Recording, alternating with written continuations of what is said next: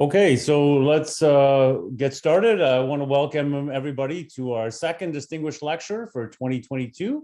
We're very excited to have Professor Kai Li join us from Princeton University, and I will turn it over to our Professor Ming Li to introduce Professor Li. Thank you, Jesse. Hi, everybody. We have the same last name, but not from the same family, I guess. Well, it's my honor to introduce Professor Kai Li, who is a fellow of the ACM and the National Academy of Engineering in the US, a professor from Princeton. Well, other than his well-known work on distributed systems and storage systems, for that you can all read from online. So I want to talk about. So I want to take a couple of minutes to tell you a story about his work on ImageNet. He is a one of the creators of ImageNet, one of the leaders on that, the initiators. So he, as we know, ImageNet has enabled a lot of deep learning. It would not be exaggerating to say that ImageNet has propelled a deep learning revolution into blossom, to reality. So this is truly a innovative creation, although it sounds very elementary. So 10 years ago, more than 10 years ago, I think when he and Fei-Fei Li wrote a proposal to NSF, so the proposal got turned down. So with three reasons. One reason, number one, so as a professor in a great university, so the referee couldn't believe that the two prominent researchers want to build data sets. So the referee, number two, so the referee hoped the PIs, Professor Kai Li and Fei-Fei Li, to they should not waste taxpayers' money to work on algorithms, to work on data. They should work on algorithms. Number three, that he hoped, the referee hoped, that the PIs would not drag a graduate student into this stupid project. So this was the referee report. Apparently, the proposal was not funded. Despite of that, so they proceeded with all the very interesting work of balancing the load and the mechanical Turk and crowding algorithms. Eventually, they have built the ImageNet. So the paper was submitted to CVPR, a conference on the 2009. Again, the paper was not selected for the oral presentation for CVPR that year. However, so the proposal, but the paper was awarded the Langrid-Higgins Prize for the 10-year best paper for that conference. So it, as we said, that as we have seen that the ImageNet is becoming so important. About that student who was dragged into the project, so he also became a professor at Princeton University. Okay, so let me not wasting more time, and I'll let Professor Kai Li to give his talk on machine learning meets system design. Professor Li. Thank you, Ming. Thank you, Jesse, and thank you, Ming, for the introduction. I feel very honored to be invited to give this lecture at University of Waterloo, and which has a great computer science school and has a a long history, both in many areas in computer science. So today I thought I would share with you some of my recent work. But before doing that, I will talk about how machine learning has changed system designs. So then I will share with you our experience with designing cache systems. So, so many people have noticed that machine learning has been transforming many areas, and that includes system designs. There are some examples during the last, within the last 10 years. So, for example, DeepMind work on using machine learning to control data center cooling, and they were able to reduce their bill by 40%. If you look at the so-called PUE figure, which is a power usage effectiveness, which is the lower the better. When you turn on machine learning control, it just is substantially improved. When you turn it off, it wouldn't work very well. So this is one example. Another example is at the Google Brain.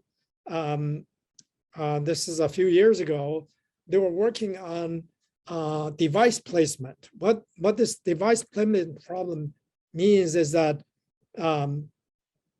you have a heterogeneous network of computers, including, for example, GPU, CPU, and you want to schedule a computation on this cluster. And which part of the computation should be placed where is the problem they're trying to solve. And they were able to demonstrate that machine learning was able to do, in this case, more than 50% better than a human expert. And this kind of problem is known to be NP hard, of course. Another example is using machine learning to design and implement optimizers for compilation. And TVM is one of the an interesting example. They're using machine learning based automated optimizer for compiling computational graph and map them onto physical hardware. And they were able to show you they get substantial speed up. This blue bar is the TVM, right? Substantial improvement over not using machine learning, the traditional approach. And also, a few years ago, 5 years ago, and Google colleagues at Google Brain and show that you can use a design-learned data structure by learning the data distribution, and you will be able to design much more efficient data structure. They call learned data index data structure. And this is one of the results they show in their paper. If you compare with the B tree, and they show that they can increase the improve the lookup speed and reduce the memory footprint by a large factor. And this will translate to other use cases. For example, the SAGE database developed at MIT, they were able to show that you can design a learned database using machine learning applied to multiple kinds of cases, and you substantially reduce the query time and also reduce the size of the data structure. So those are the successful stories in machine learning. I think that I've only listed a few. There are more. Almost every system conference now has several interesting papers about how to use machine learning to help design better systems. And so we also work on how to use machine learning to design systems. And in particular, my students, my collaborator and I were interested in designing cache systems. One of the reasons we're interested in working on caching system is that it's ubiquitous in systems. Right? Initially, the cache was proposed for design better computer hardware. And nowadays, we all know that typical server class processor or even desktop processor would have 3 levels of caches. And so this cache exists in every processor. And in software systems, software caches are quite common. For example, buffer cache exists in every operating system that help achieve better performance for file system, for virtual memory, or for database systems, for storage systems. Caches also used for web caching or content distribution network and so on. And it's been reported that content distribution network delivers over 70% of internet traffic. So caches clearly are very important in systems. So as I mentioned before, cache was initially proposed for computer hardware. That was proposed by Maurice Wilkes back in 1965. And so if we try to generalize the traditional way of designing a cache, is that you have a fast storage or fast memory that connect to in front of a larger, slower, or much cheaper storage system. And you store data that's frequently used by user or applications. So when you issue accesses to the fast storage, what you hope is that most of the time, the data are in the fast storage. If they're not in the fast storage, you will fetch missed blocks from the slower storage. So if your miss ratio, which means that the number of misses over the number of accesses is low, then you'll be able to achieve performance similar to a large fast storage at the cost of a cheaper storage. Another kind of a caching system, as I mentioned before, was for the internet. This is the edge cache for content distribution network is such an example. This kind of a caching system serve requests from many users on the internet or local nearby. The users are nearby, and they essentially want to cache as much data as possible on the internet. So the idea is not to deal to try to achieve performance of a fast storage at the cost of a much cheaper, larger storage. The idea is to avoid internet traffic, especially wide area traffic, long distance wide area traffic. Nowadays, network traffic costs more than storage. So in this case, when you try to avoid reduce the traffic on the wide area network, what you care about is a byte miss ratio, it's not the object miss ratio. In a traditional system, such as a hardware or storage system, typically the objects in the cache are uniform size. But if you cache objects on the internet, object sizes vary. So here, what you care about is a byte miss ratio.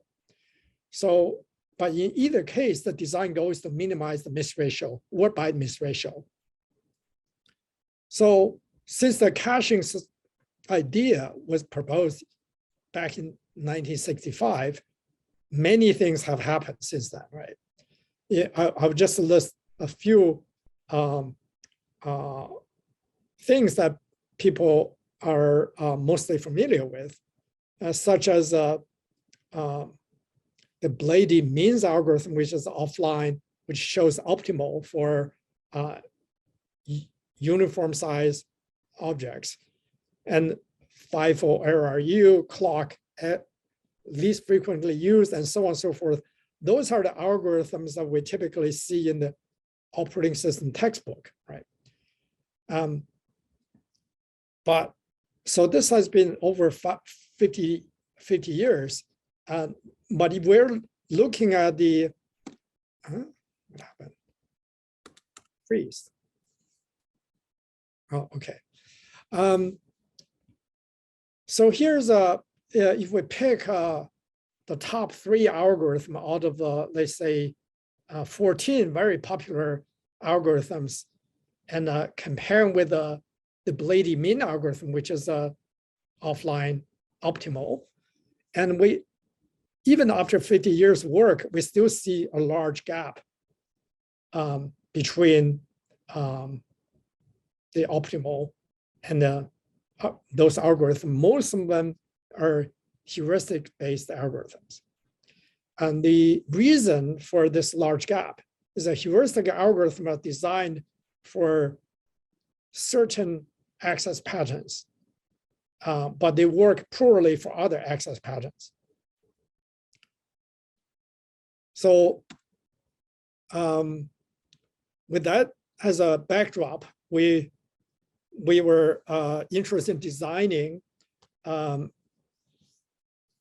content distribution network caching system, and we call this a learning relaxed Blady algorithm. And I will, so this paper was published about 2 years ago. I will just give an outline what we have done, why this is interesting. So let's go back to the optimal algorithm for uniform objects. For variable size objects, has been shown that it is not optimal, but it's close to optimal. So what Blady mean algorithm does, just to remind everyone, so this was proposed 1966. So if you have several objects in the cache, in this case, A, B, C, D, E, F, G, H, and you look at the time to next access, let's call TTA for short. And you know, in the dimension of time, there will be, next time there will be access at different times, right? In this case, what Blady algorithm does is to evict the object with the maximum TTA. In this case, object E has the furthest next access time into the future. So E will be evicted. So this is a very simple idea, and but it's proved to be optimal. But to do this, you would have to know about the future. And how do we know about future in computer sciences? It's quite well known. We don't know about the future, therefore we use the past to predict the future, right? So now the question is that, can we use machine learning to use the past to help us predict the future, or say predict TTA? If we can do that well, then we may be able to design a much better caching system than all the previous work have done during the last 50 plus years. So there are several challenges, right, if we want to do this machine learning, even though conceptually it sounds interesting, it sounds like doable, but there are challenges. One challenge is that the prediction accuracy has to be good. You also want to, the caching system may run for a long time, it may run for months, for years, especially if you're doing CDN. And the accuracy has to be maintained. You have to have sustained performance, accuracy performance. So you cannot just use a single model, trained model, and expect to do well for a long time. So that model has to be updated. It has to adapt to the access patterns. Second, the prediction overhead has to be low. Ideally, it should be on par with heuristic algorithm. For example, least recently used algorithm. At least it should be close to it. Otherwise, it will be difficult to deploy.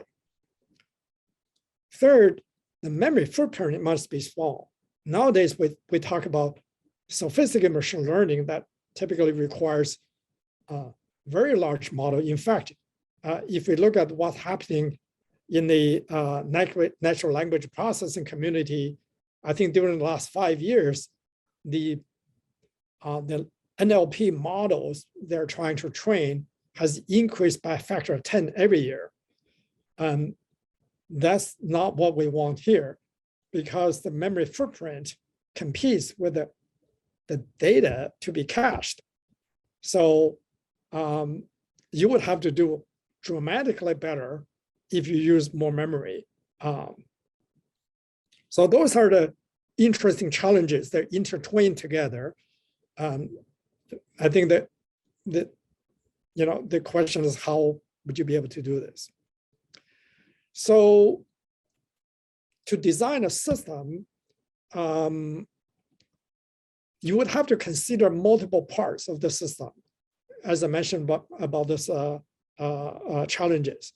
So if we look at a generic diagram, it probably looks like this in this diagram.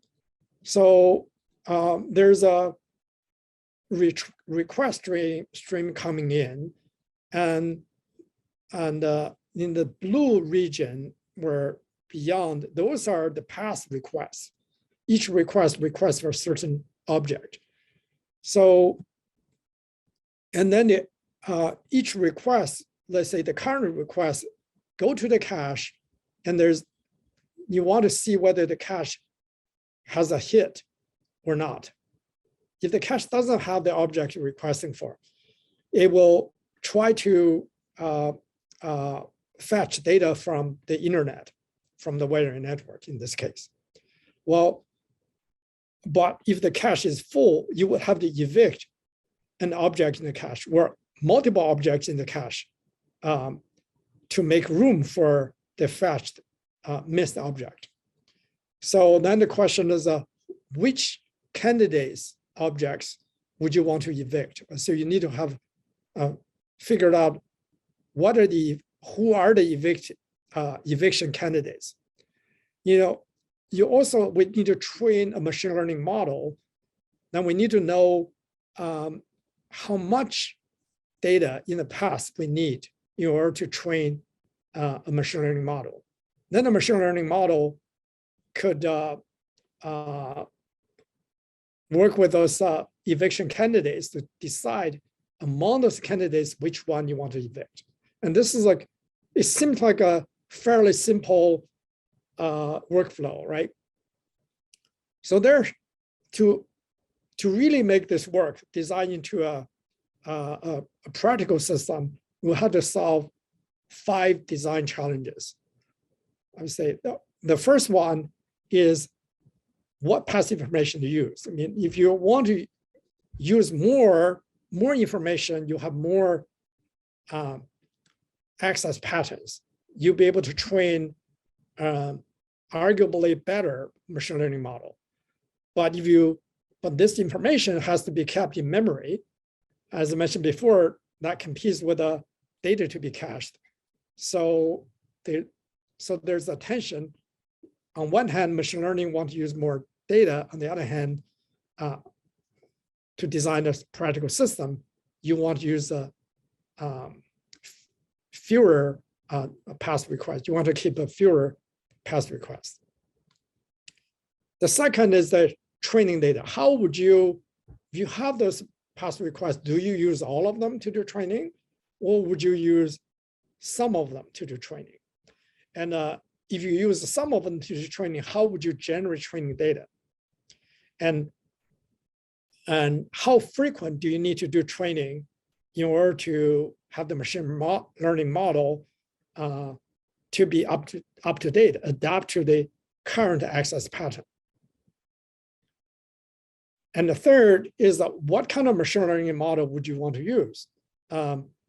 Now, there are many kinds of machine learning models, including deep learning models, or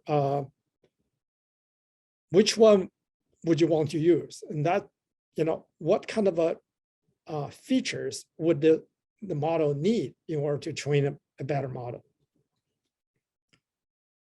So those are the design decisions I have to make. And fourth, how would you select eviction candidates? If we want to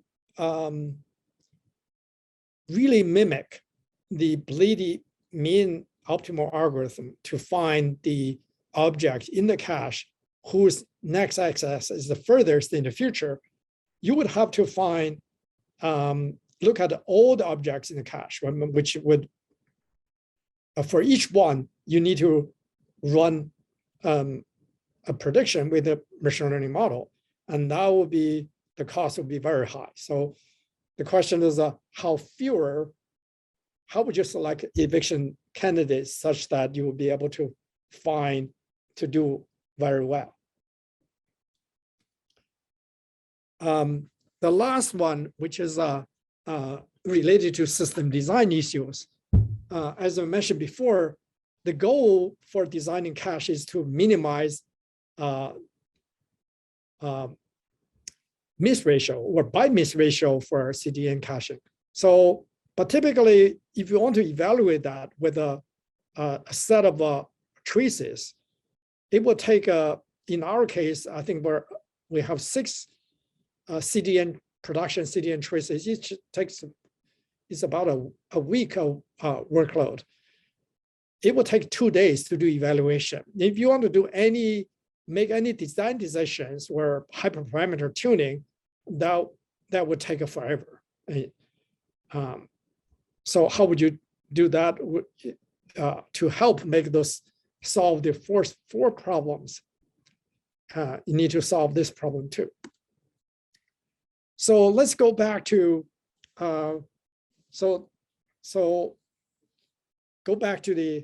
revisit the bleedy mean algorithm. So our key idea to solve this problem is what we call the relaxed bleedy mean algorithm. By relaxed, what we mean is we want to introduce what we call bleedy boundary. Bleedy boundary is where bleedy algorithm, among all the objects evicted by bleedy algorithm, the minimum time to next access.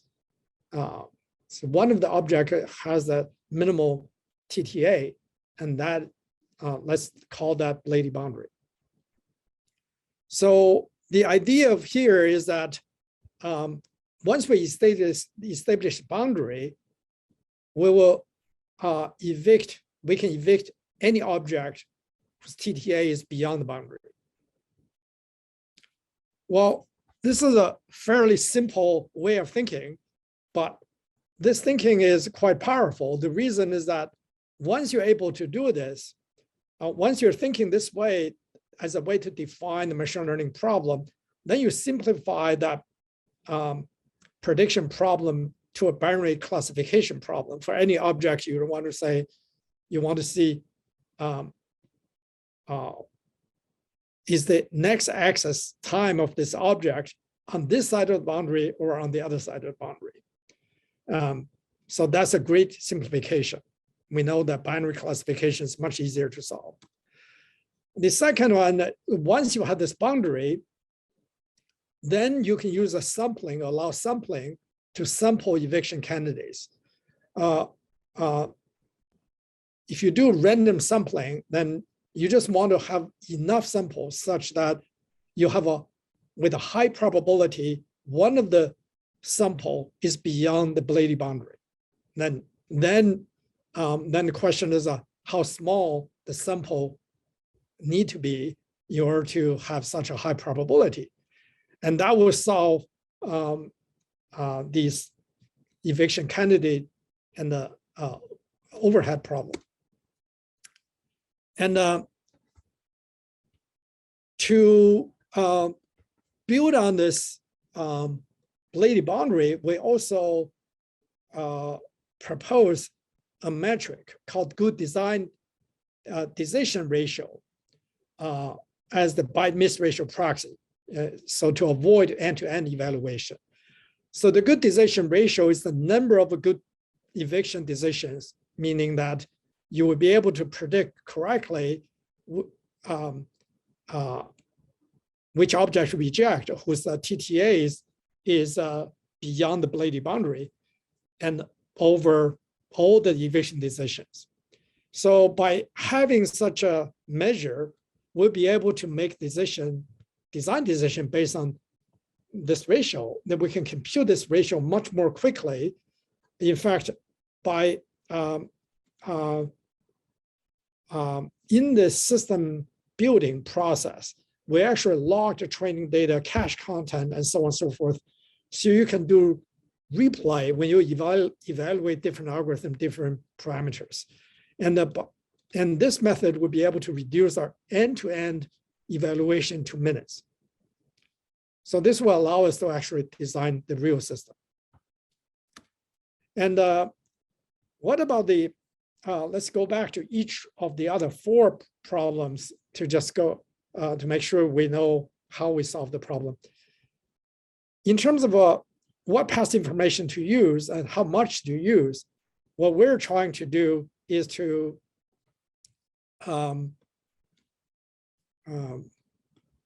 track the object with a sliding memory window. And that sliding memory window mimics the Blady boundary. In fact, we were in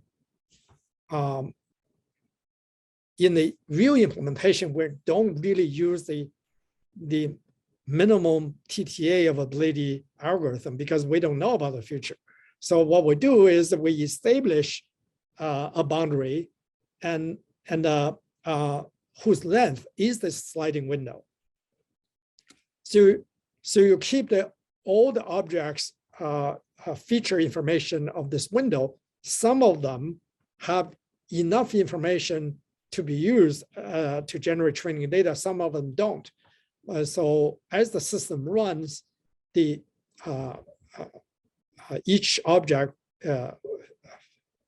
data will be updated, and some of them have enough information to be used as a training data, and that's some of them don't. So we keep all such a data. We call them memory window, sliding memory window. So that's how we solve that problem. Again, that's based on the concept of Blady boundary. In order to generate training data, how do we generate training data? What we do is that we just randomly sample from the memory window. But we only sample the data that's ready to be used. What I meant by ready to be used is that you need to have sort of similar to whether the data has been labeled, right? Because of time, I will not go into more details about this, but basically we're sample them and sample a batch at a time, and each batch we use here is about 128K. And that sounds like a very small for modern machine learning, but if you use a larger training data set, obviously it will take a longer time to train a model. And so that's the trade-off we need to think about. So the other question is how frequent you want to do training. And typically we do this every few minutes. The third kind of a problem is related to what kind of machine learning model, what kind of feature data need to be used. For this, we would use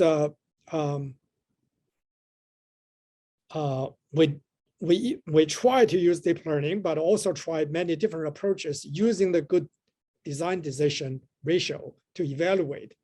And if we look at the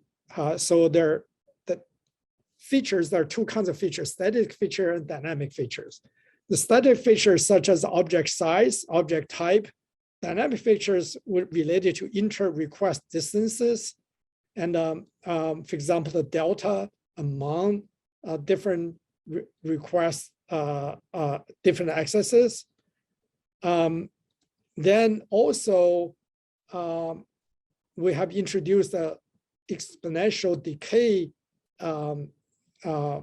which you can sort of view as how many requests for the last hour, how many requests during the last 2 hours, and so on. So those are the dynamic features. So we have two kinds of features. Then for model, we've chosen gradient boosting decision tree, which the reason is that based on the good decision ratio, as well as the performance requirement of inference and memory footprint, this is seem to be the best choice. And so we could run training in less than a second on the traditional Intel CPU. It can run inference or prediction in 30 microseconds.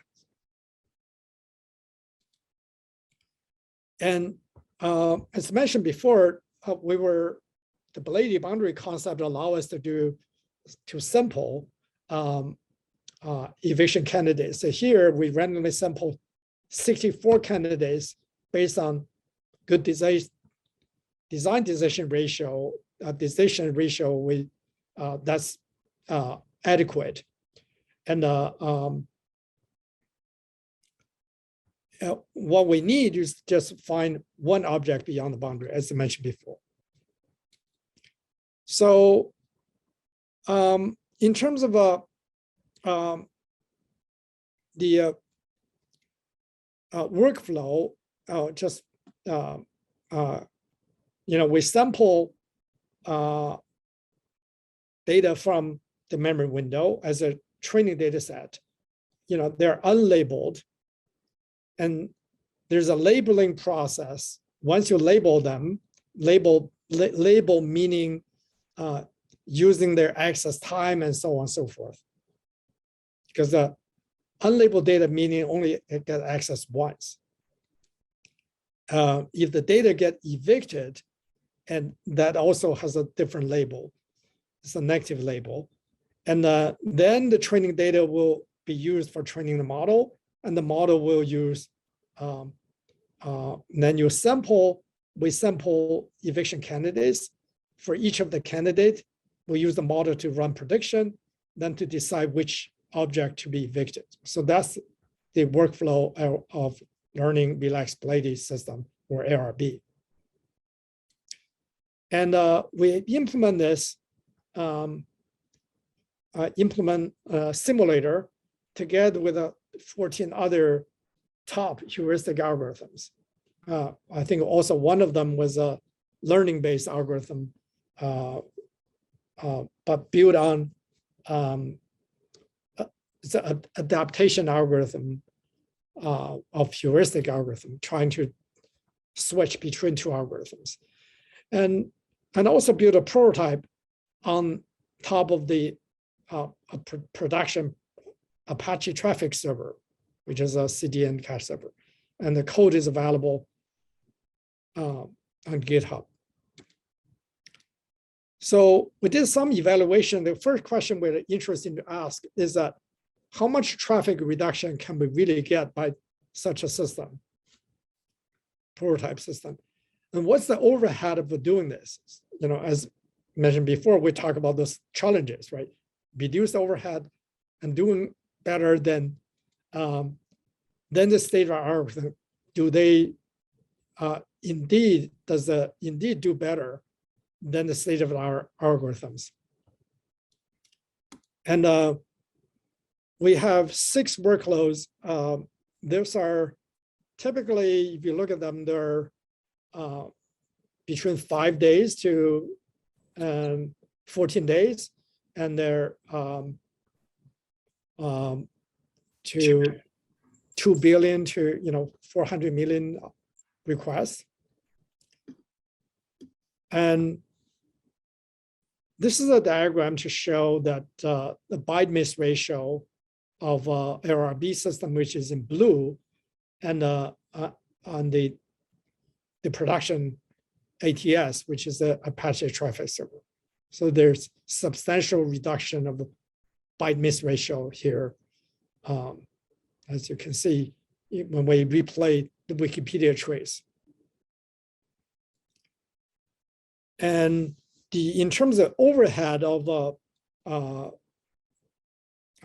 LRB prototype, you can see the throughput is similar in terms of gigabits per second achieved. And in terms of CPU usage, LRB does use more, but not more than twice. It's only 7% more than the Apache traffic server. So by comparing with a state-of-the-art algorithm, we did this with a simulator with using 6 workloads I mentioned before. What we did is we compared with the current industry standard approach, which is the LRU-based, at least recently used based algorithm, with a Bloom filter in front, which is trying to eliminate the so-called one-hit wonder request, only request once. Object only get request once, get filtered out by the Bloom filter. So if we're using, look at those, the top algorithm out of the 14 algorithms, and this is the traffic reduction compared to BLRU. So some of them did worse than this. Actually, LRU did worse, but some of them did better. The 2 best ones were the green curve and the gray curve, which is a LRU4 and least frequently used dynamic aging algorithm. But LRB does about 10% better than the top algorithms. Now, if we look at the typically, I'll show you more results. It typically does 10% better than the best SOTA algorithm. And if you look at all 6 workloads, the blue line, which is the LRB, is consistently better than all previous algorithms. So what are the takeaways of this? One is that takeaway is that properly define the system design problem as a machine learning problem is probably the most important thing. And in our case, we use the idea of relaxability and help us simplify the machine learning problem, and also allow for practical implementations. So then we're able to show that it not only is deployable, but also indeed achieve better performance than all state-of-the-art methods. But there's still weaknesses of this approach, right? The obvious weakness is it still need 64 predictions per eviction. That's not on par with the heuristic algorithm. The reason it works fine with a CDN is because CDN objects size are typically large. So you can tolerate a high overhead decision making. So that motivated us to continue working on the problem. So we came up with an idea we called machine learning at tail, or MAT. So I'll briefly talk about this.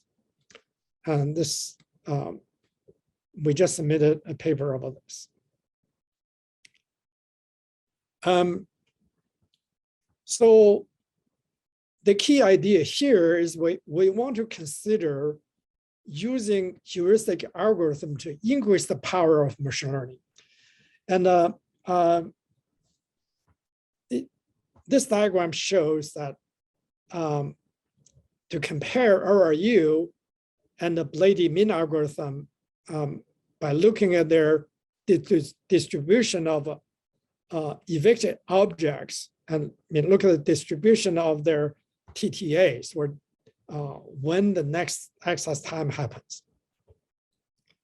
And in this case, the threshold T is there's this Blady boundary we already introduced before.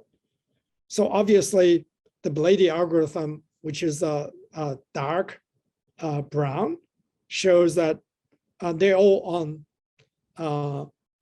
beyond the threshold, right? Because the Blady boundary definition was the minimal of that TTA. But what's interesting about RRU is that RRU basically evicts most of the objects that Blady mean algorithm does, right? I mean, there are some differences, but mostly evict most of them. But also has a lot of green ones, which they should not evict, they should keep, right?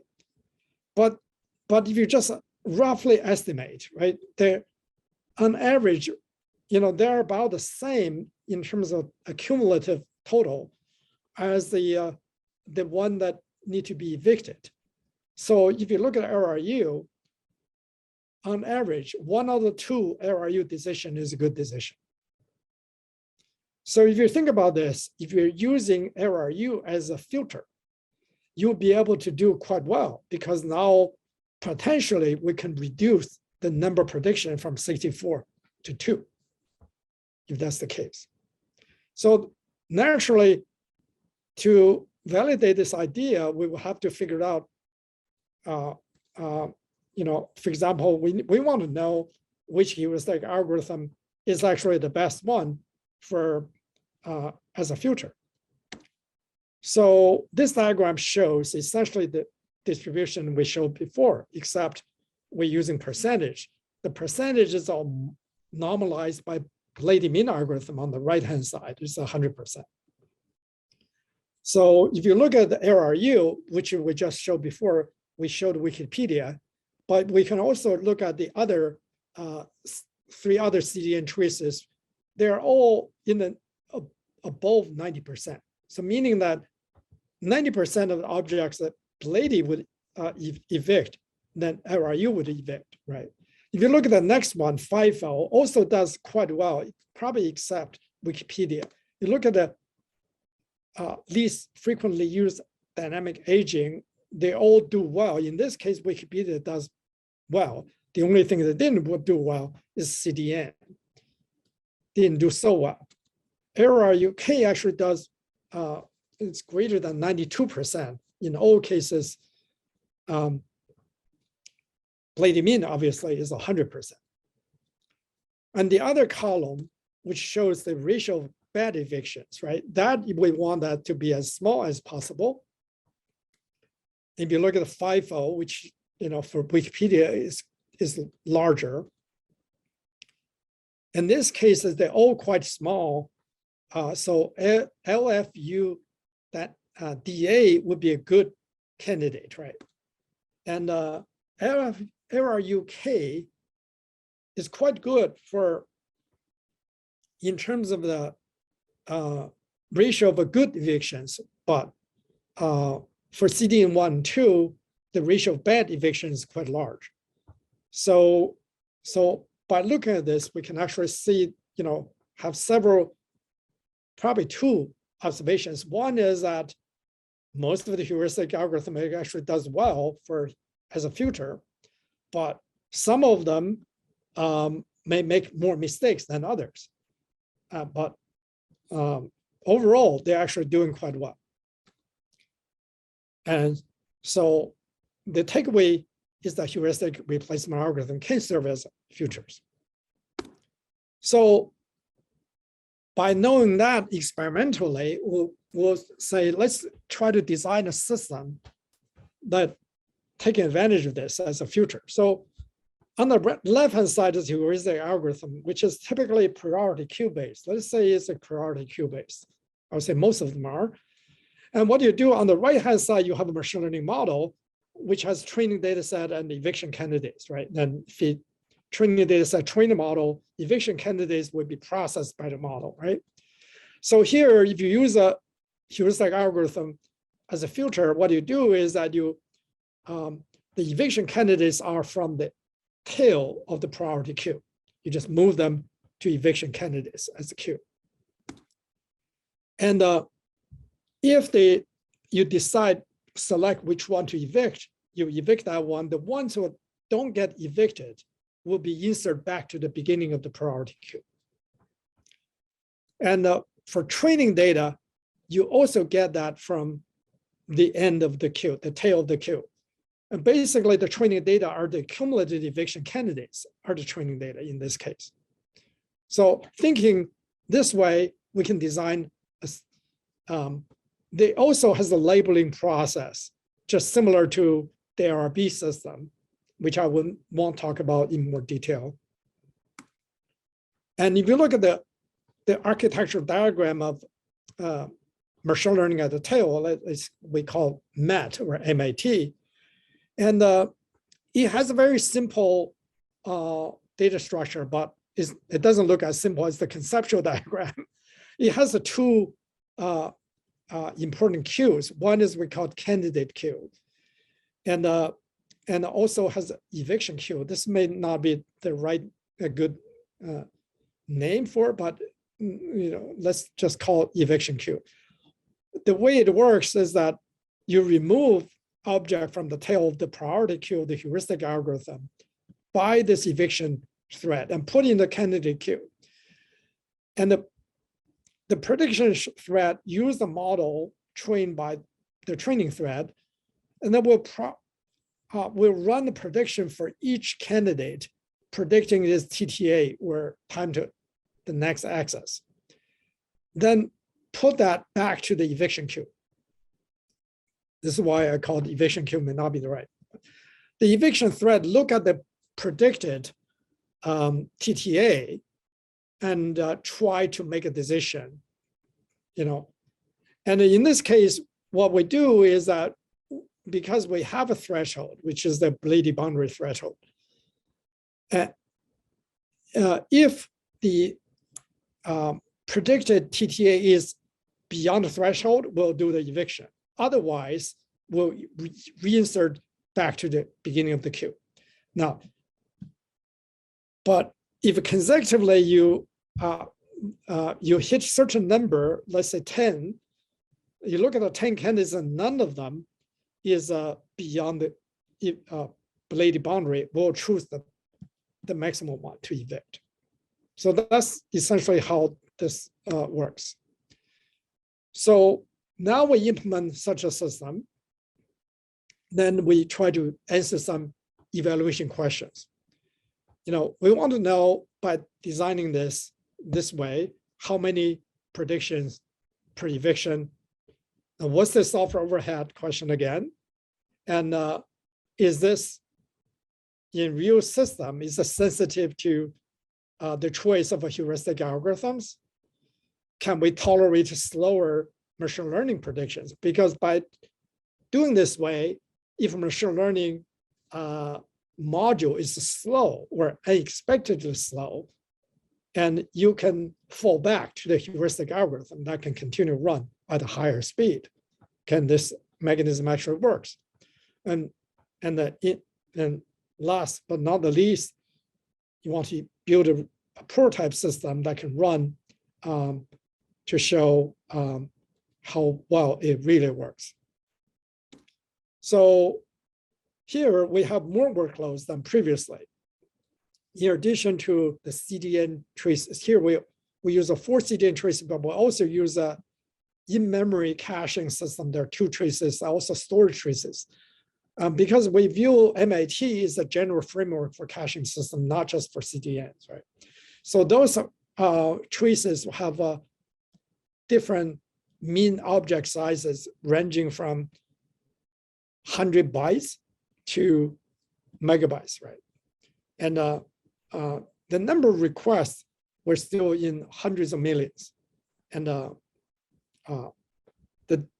then they will have a different default cache sizes for evaluation. So in terms of implementation, we implement actually 2 simulators. One simulator is implemented in the simulation framework of LRB, which we built before, which has an LRB as well as a 14 other algorithm to compare with. But also there's a CacheLab framework developed by Facebook, which is used in your production, which you can run both simulation or implement a real system. And if we look at those 8 workloads, and here we're comparing Lady Mean, which is the dashed line, and LRB, which is the one we showed before, and LRU, which is the red color on top, and MAT2 means that we only run on average 2 predictions, or MAT3 on average 3 predictions, or run on average 4 predictions. I think the most important observation is that MAT2, 3, 4 are essentially the same. The curves are similar. The second observation, it does better than LRU, right, in this case. And a similar also overlap with the LRB, meaning that it will do better than the state algorithm as we showed before. So this means that with this framework, we'll be able to reduce the number of predictions to 2. And in this case, each runs 30 microseconds. And so it takes about 60 microseconds. So the overhead is substantially reduced compared with RB, but while achieving similar byte miss ratio or miss ratio, object miss ratio. But the next question is whether, what about the choice of heuristic algorithm? So what we did here is we compare with the LRU, MIT team up with LRU with the 2Q algorithm and the tiny LFU, which are the 3. LRU is the most frequently used in systems. 2Q and a tiny LFU are one of the 2 top performing heuristic algorithms. What we see here is that if you're using, you look at those traces, right? And once you're putting in MIT, they're essentially very similar. Although there are some small differences for CDN2, but they're all quite similar. Those are the darker colors. But some of the algorithms, such as the 2Q and LRU, for example, in CDN3, actually perform pretty poorly. But once you add in this, integrate this machine learning module, they will perform well. So in other words, it's not so sensitive to the choice of heuristic algorithm. And this integration of this framework actually works well. And the next question is whether the fallback would work if your machine learning prediction run slowly, where there's so much traffic that it requires where the CPU doesn't have much power left, and so on and so forth. To do such evaluation, what we did is we introduced artificial stalls for each prediction, ranging from 1 microsecond, 10 microsecond to milliseconds. And you can see that LRU is at the bottom. This is a reduction in terms of miss ratio, right? So they're kind of aggressively doing better and better, if you run faster and faster.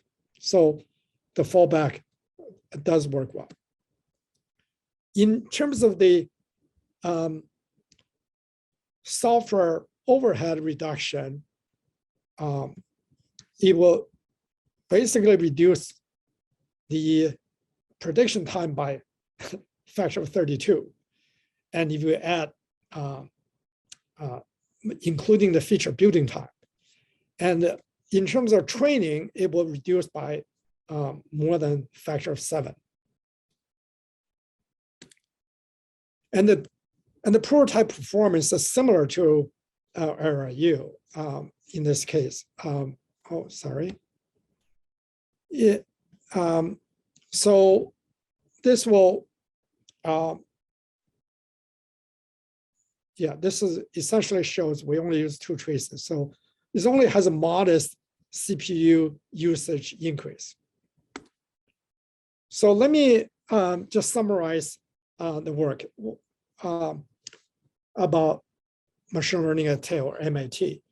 It's a framework that allows us to integrate machine learning to a traditional caching system based on a heuristic algorithm. And the second takeaway message is that heuristic algorithm can serve as filters. And what's going on is that I think the heuristic algorithm here, by using as a filter, adding more power to the machine learning workflow. And this is why we can dramatically reduce the overhead without sacrificing the byte miss ratio or miss ratio. The experimental result shows that we can reduce by a factor of 30, and that's quite significant. And I think because we can substantially reduce the prediction overhead, in the future, we can investigate more sophisticated machine learning approaches, which hopefully can do even better in terms of a miss ratio or byte miss ratio. So that's the end of my talk. Thank you. If you have any questions, I'll be happy to answer. Thank you very much, Kai. Are there any questions? We still have some time.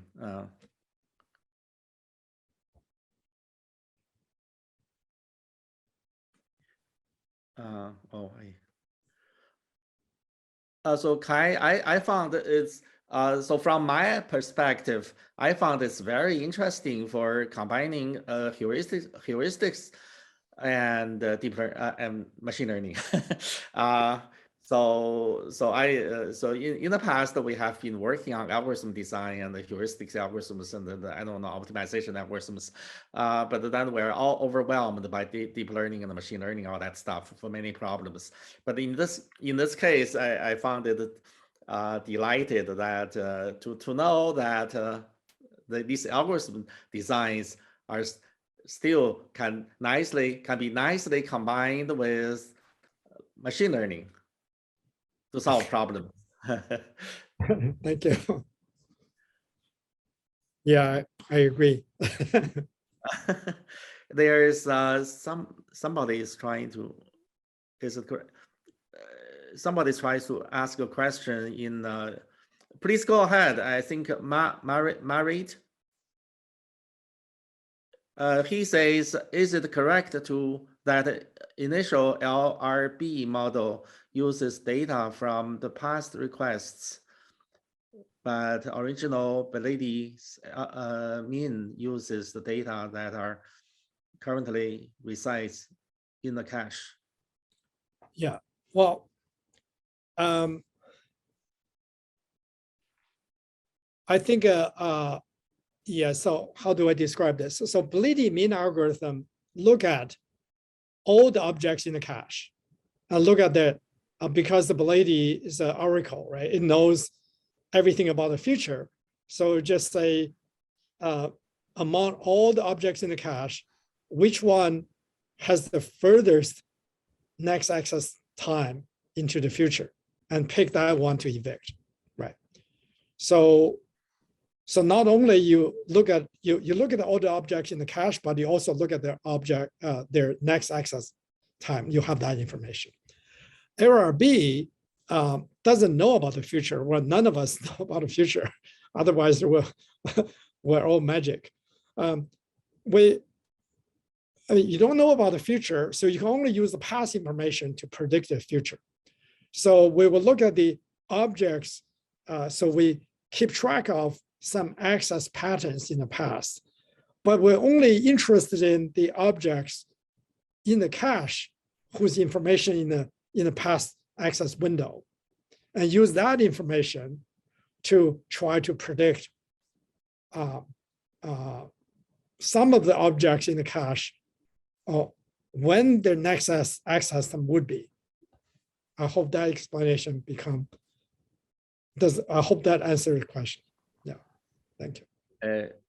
Samir has a question. Go ahead. Hi, thank you very much, Kai, for a very interesting talk and very interesting results. I had kind of a bit of a meta question, to be honest, on the general approach of machine learning in systems. In the systems community, I always feel resistance to ML, usage of ML in system optimization kind of thing. So I think there is a bit of fear of what happens if things go wrong. And this actually, I think, affected that ML is always used as optimizations, like let's optimize the cache, but not really in the core techniques of systems design. So what's your experience with this, and how do you think what we need maybe from the machine learning side to maybe make machine learning more mainstream in systems, in the core techniques and systems? Yeah, that's a great question. I think I myself had a resistance at the beginning, right? So I think that the reliability or the fault tolerance issue is certainly a very important one, because the system needs to be reliable. It needs to run, not only for months, but need to run for years, right? I think that this is partially, I feel, it's partially how we are motivated to integrate machine learning with the traditional heuristic algorithms. So if for some reason the machine learning module crash, the heuristic algorithm continues. But if it runs, it gives you better advice, you would be able to do better. So that's in some spirit of MIT in some sense. But that doesn't really answer your key question, which is how would you make machine learning reliable? I think that that's also part of the reason we chose a very simple machine learning approach, like boosting tree, which is essentially looking at almost like a table lookup, right? Which is very close to how we design systems using hash table and so on and so forth. I think this, even that, with that kind of simplistic machine learning, it seemed to help solve doing better than the kind of work we have been doing over 50 years. I think that shows that in this area, how to build efficient machine learning system, people need to work on it. I think the mainstream machine learning folks are more interested in, trillion parameter NLP models and so on. They're not interested in, Ks or 100K type of small thing. So we need to work on this, right? That would be my answer to your question. Yeah. I guess it would help if the decisions can be explained. I guess that will make debugging the decisions later in production a bit more easier for systems people as well. Indeed. Yes. I agree. Yeah, thank you. Thank you. You're welcome. We have a question from Ratish. Very nice talk. I learned a lot. And so I was wondering that, is there some theoretical analysis we can give, like for, like you said that after B, we just want at least one with high probability that we can have those sort of guarantees. So I was looking like learning augmented caching. There are a couple of papers, as you know, published in probably in ICML or even at SODA, like Sergey and the Google research team. And so, I mean, essentially they give if your prediction has some error bound, based on that, my caching performance also have some sort of guarantee. And you gave a very nice algorithm. I was wondering that, can you give, based on prediction errors, some sort of guarantee? Like you have nice results empirically, and as well as if you have a nice theory result, I mean, they can complement each other very well. Very nice question. I'm also a big fan of some theoretical or analytical results for system problems, right? I think that in the kind of work you mentioned, I think they call that augmented, caching or using machine learning to give advice. I think the way they did it was through, for each object, when each request come in, you would actually run the prediction at that time. In practice, it doesn't work. Yes, you have some probable properties because the data are not ready. You need to have many. If you look at the access pattern need to have multiple accesses, not just one. But also, once the traffic pattern changes all the time, for objects which are in the cache for a while, you need to have the updated information in order to run better prediction. We did just to be honest, we miserably failed. And so as many other groups, we know them. And none of them actually works. And we worked on this for about a year. It just didn't make any progress because we're comparing with the heuristic algorithm has developed during the last over 50 years. There's no, it's very difficult to figure out the approach actually works well. So when you have a theoretical guarantees there, I think that I like the way they're doing it, but it's all relative speaking. So when you try to compare with the state of art, which is, and if you're relatively not doing well, then the guarantees become less meaningful. If you see what I mean. And also the overhead is so important here that if you don't reduce the overhead to be able to deploy, and it becomes less interesting even if you can prove something. But I think even having said that, I think it will still be interesting to see whether there are any analytical results for the kind of framework we're doing. If you can prove something interesting, I think that would be wonderful. But so far, we haven't done that work yet. Yeah. I guess we should give Professor Li some time for 50 minutes break before his next meeting with with our people. If you have more questions, send emails to him and so on, or to me. We'll make connections to you. Thank you very much, Kai, and for the wonderful lecture. Thank you. Thank you all.